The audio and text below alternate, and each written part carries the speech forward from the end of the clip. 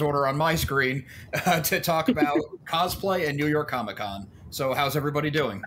Great. How are you? Good. I'm doing good. Thank you for taking the time. I know it's in the middle of a day, so I appreciate everyone being able to make it work. But this is cool. I've never talked to a cosplay group. So I guess the first question would be, I mean, if Kat, you want to start, how did you each find cosplay? I started with a convention about 10 years ago. I just brought this like lame Halloween store type cosplay, and then I saw these people with props and stuff, and I was like, oh, so there's more? So that's kind of how I got started with it. All right, Chelsea? I was bullied into it. Uh-oh. And I'll do it again. But it was actually, Kat and I, we were talking about going to MegaCon in 2021, and I was like, I don't know, I've never cosplayed before. Like, I've been introduced into the scene, from other friends and whatnot, and I never took the plunge until Kat was like, just do it. It's fun. You could do easy ones. I'm like, all right, fine, I could do it. And I've never looked back since. Very cool. And Taylor, they said you're the leader. I am the fearless leader is what I like to say. I started cosplaying back in beginning of my college days, and I actually started off with Disney cosplays. My family loved going to Disney, and we started with Mickey's Not So Scary Halloween Party. And I had seen so many people cosplay because I had been into anime very young. And my first one, I think, was probably Cinderella, and it was the same thing. It was a terrible Halloween costume from Walmart that was see-through all the way through the bottom, and I thought I looked fantastic, and at the time I did, but it just slowly got worse from there. Okay. What I should have asked along with that, what was everyone's first? Cinderella. Mine was Snow White. My first one was a gender bent version of Tombo from Kiki's Delivery Service, where Kat was my Kiki. That's right. Okay, yeah. so you didn't quite break the mold because that's basically Japanese Disney. So yeah. And how do you all find each other? I mean, Kat, I don't know if you guys want me to say where you're from, but you're not from the same area. So how did everyone find each other? Kat and I had actually met on Twitter through K-pop, and we bonded like that. And we've been friends for 5 years. Mm-hmm. I think about 5. And we just, you're stuck with me now. Yeah, that's what I say to everybody here. Kat and I, it's really funny. Kat is kind of the glue that is the main character in everybody's, because Kat and I met back in 2017. We worked together through K-pop, and we both loved K-pop, and so we talked about that. And then we had kind of been on social media, and we'd been cheering each other on slowly. And then us getting refinding each other was late 2021. They had posted something on Facebook, and they were like, hey guys, I have an extra ticket to Anime NYC. And somebody backed out of the hotel. And so I made a decision 48 hours before the convention. Wow. That I was going to fly with somebody that I had only known from work to a completely different state with other people. And it was time had never passed. And then slowly everybody else started to join in, and I got to meet Chelsea and Phoenix, and I had already known Chris, and then Billy came in last. So that's really cool that K-pop was the thing that brought the cosplay group together, which is kind of funny. Yeah. So it sounds like there's 5 people total. There is technically about 7 to 8, depending on the day. Yeah. All of us came from different areas, but generally cosplay is what keeps us all together. So I'm That's technically really cool. the only outsider. Everybody else is Florida-based. Yeah. Oh, okay. It's still a long hike from New York Comic Con. It is. It's very long. So as far as the group, do you is New York Comic Con the first convention that the whole group has gone to, or is this a regular thing, but it's your first time at New York? Yeah, I would probably say this is the first one that pretty much all of us have gone to together. Yeah. Well, our first MegaCon when we did the panel was like the first one all of us did together. Yeah. So this is the first one since then that we've done all of that. Yeah. And it's been a long time coming because most of the time there's like 3 of us that generally tend to go because most of our stuff is Florida based. Mhm. And then we tend to kind of try to venture outside of the state. We've been doing that a lot this year. So we've been to Atlanta, we've been to Chicago, we've been to Raleigh. So we're trying to branch ourselves out, but it's expensive. It's not easy. So Yeah, it's a lot to put into a hobby. Yeah. But we try to do that, and then we try to keep ourselves generally like either as close to Chelsea as possible or as close to driving as possible. That makes sense. Atlanta makes sense too because that's a Dragon Con, right? That's a huge cosplay con from what I've heard. We didn't get to do Dragon Con this okay. year, but we did do Atlanta Comic Con. Okay, okay. Yeah, I don't know the scene. I'm based in upstate New York, but most of So Wizard is New England, so I'm always the one driving the 3 hours to meet up with them for the New England cons.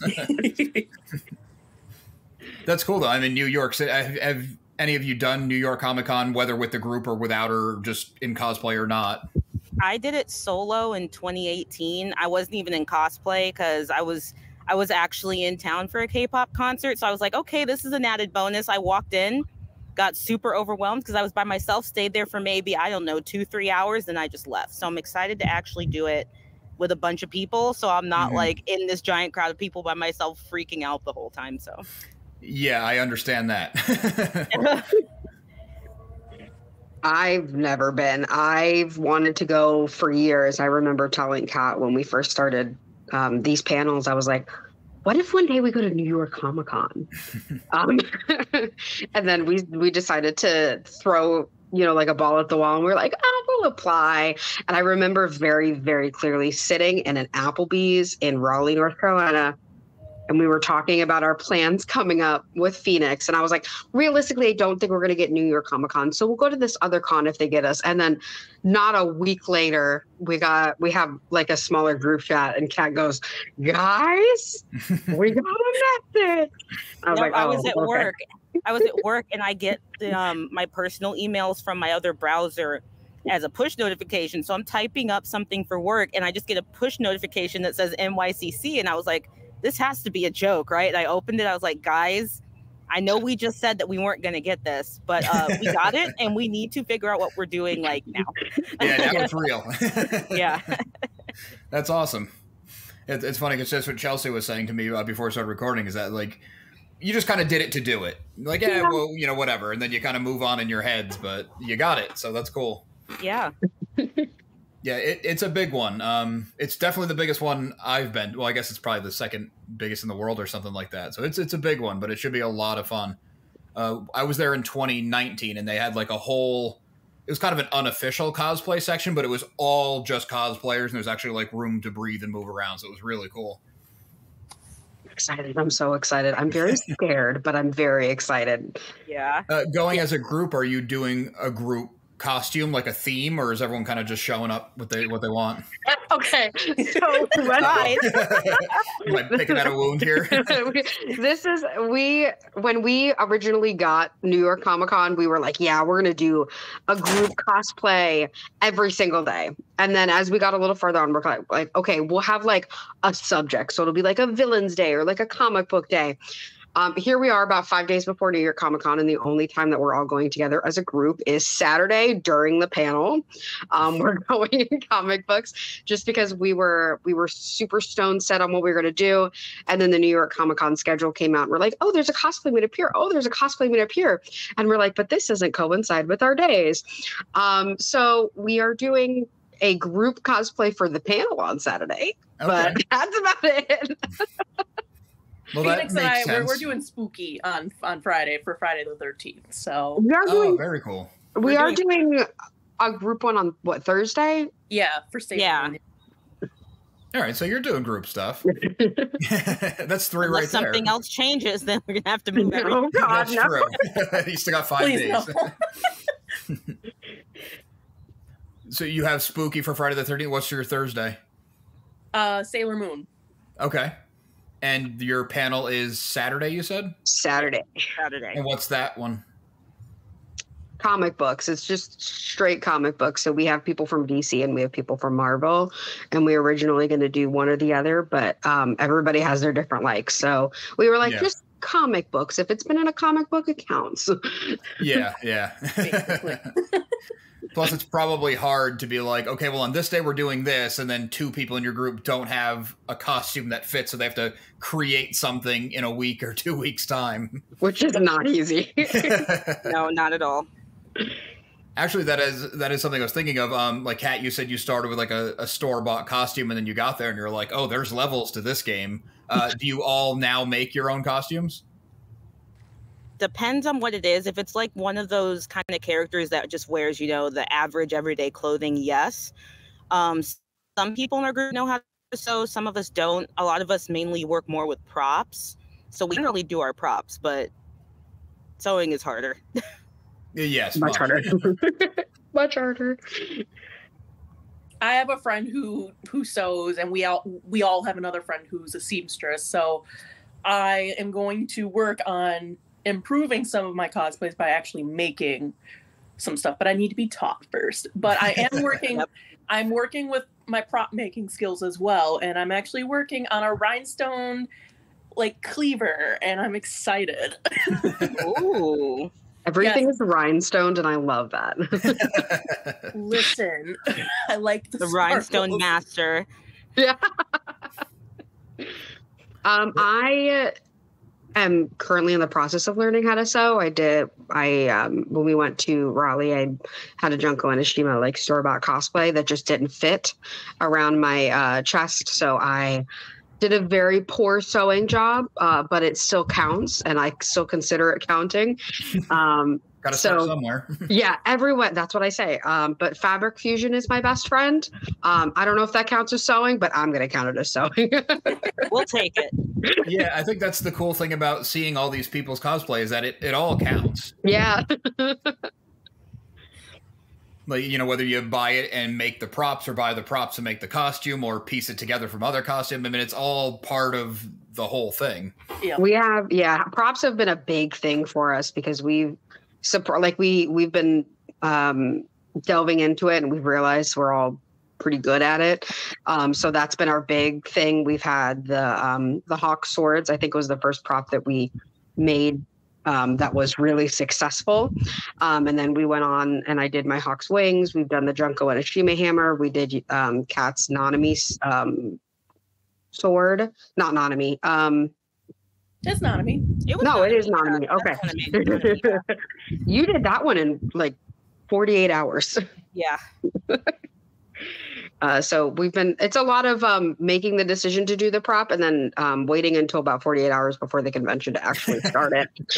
It's like being back in school. Yes. And then sitting at the table being like, I can do this, but also I don't think I can do this. Yeah. What is your, I can't think of the right word. What material do you prefer to work with for the props? Foam. For me, foam and cardboard are two of the easiest things for me to work with. We went to USPS and we bought a bunch of free boxes, and those have been a saving grace. Where I was like, we can start with cardboard and go from there. Yeah. And that's usually what ends up happening. The base is cardboard. There's some sort of foam around it, and then it's acrylic paint. For me, it's... Oh, go ahead. No, I was just going to say, do you just cut it, draw and cut it with an X-Acto or something like that? Usually that's the easiest way that we get it done. A good old X-Acto. I think ours is dull. I usually use PVC pipe, Eva foam, and then this foam clay that we got that has absolutely saved our lives. Half of our props have that either inside of it or all the way around the base material. So it's really, really convenient. It sounds like it might get heavy, though. Not really. It's actually very lightweight because it's more of it's like a clay, but when you lift it up, your prop is super, super lightweight. So it doesn't dry like regular clay. It dries more I would say a foam, but they just call it foam clay. So. Oh, that's cool. I never heard of that. we try our best to make things as light as possible because we're all lazy when it comes to props, specifically. Not only that, but even if it's 5 pounds to walk around a convention floor all with that day, all day, yeah. yeah. Like, I carry a camera to the cons, and by the end of the day, I'm like, I'm done with this. Put it in the bag. I see photographers do that. I don't. I'm like, I could never. We have the smaller camera, and it's still lugging around. You can have the laptop for the actual presentation, and by the time we're done, we're like, we're throwing this back at the table, or we're taking it back to the room because we're not. Yeah, I'm done carrying this thing. It's like 4 pounds. Yeah. Yep. How about you, Chelsea? What do you work with? Rhinestones? Yes. Yeah. Rhinestones. But my boyfriend actually has a 3D printer, so we, think of ideas of how to make things, lightweight for me, but still is sturdy enough for me to bring it around a convention, have people hold it in case if it drops and all of that. So he's been helping me a lot with that. He's actually working on a couple other projects for me. So I have a little bit of extra help with that. Yeah, the 3D printer seems like a game changer for the cosplay prop community. Oh, yeah. Yeah, absolutely. And there's so much that you could do with it, and he loves doing like the design work of it. So I'm like, here's my idea, just go with it. And he's like, hell yeah, let's go. And do you do the painting, or does he do that? If he wants to do the painting, I'll let him. But you're not dying to do it. I'm not dying to do it. He actually had made the Master Sword from Legend of Zelda, and it's like perfect. And he took all that time to spray paint everything and painted the fine details on it. And I'm like, you go ahead and do that. I don't want to work with that. But like with acrylic paint, I have more control of it with it, and I'll do that part. I don't want to deal with the spray painting. A lot. Yeah. It's too much. I tried that with a Splatoon roller. No, I gave up. I was like, I feel like my lungs are disintegrating even with like the face covering. I was like, this is horrible. Yeah, you got to invest in the right mask for sure. Yeah. What were you saying, Taylor? We still have that spray paint sitting in our cosplay area. It's pink and it's just sitting there. It'll never be used again. Yeah, we just look at it like we could use that for our prop, but also I don't want the smell lingering around outside because knowing our luck, we'll either spray the side of our rented house, spray the grass, and then it's just going to smell for like 2 or 3 days. You never get rid of it. I also have 2 dogs that have this tendency to like lick anything that they see. So we take them out, and I'm allergic to mushrooms, and we have little mushrooms growing in the yard, and they'll like grab the mushrooms, and I was like, you need to stop. I will die if you keep grabbing these mushrooms. I also have a weird thing where it's like you always see people who take something and they spray paint or whatever, and it always looks great. But whenever I've spray painted something, it's sticky. Yes. Yeah, mine's all gloopy. Yep. Yeah, I don't understand how people either they just deal with it and they don't get annoyed as easily as I do, or they find a way to finish it off so it doesn't. I tried it once, and I was spraying it. It's very mathematical because you can't spray it too close because then you got a big old clump. And if you spray it too far away, it goes everywhere but where you want it to go. Yep. I'm just going to hand paint it and call it a day. Yeah, you spray it and then you look at the item and it's like completely empty and you're like, okay. Nothing's okay, on cool. here. And then you look at like a wall outside of your house. Okay, well, my house is pink now. So Right. And then you tagged my house. Home Depot for another $10 can of spray paint. Yeah. yeah. Yeah, that's a whole thing when I'm at the cons and I see these props and stuff. Even the simple ones, it's like that's 50 hours of work. It's crazy. I think the first thing when we first did the Hawk Sword, we were like, oh, this is not going to be difficult. Because we had just taken on the endeavor of the a puppet that did not go well. Oh my God. He's now our little unofficial mascot. He's like half done. I had like 3 mental breakdowns trying to figure him out. It didn't work. But we did the Hawk Swords, I think like 3 or 4 days after, and we came in and we're like, okay, it's going to be easy. It still took us with drying time, like 10 hours to get them done. And we consecutively did it. And so it was, and they're great. They're our first prop and I love them very much, but they're nothing compared to the stuff that we're making now. And they still took 10 hours and it's just a single dowel rod, some foam and feathers, and red paint. Mm-hmm. But to layer it and get it to stick together and look right and not fall apart. Yeah, it's a And whole... and then you take them to a convention, and it's like 2 or 3 minutes in, and there's feathers following me behind. And Yeah. Well, especially because you were saying you do a lot that you can drive to, but like for New York, you got to pack that so you can fly with it.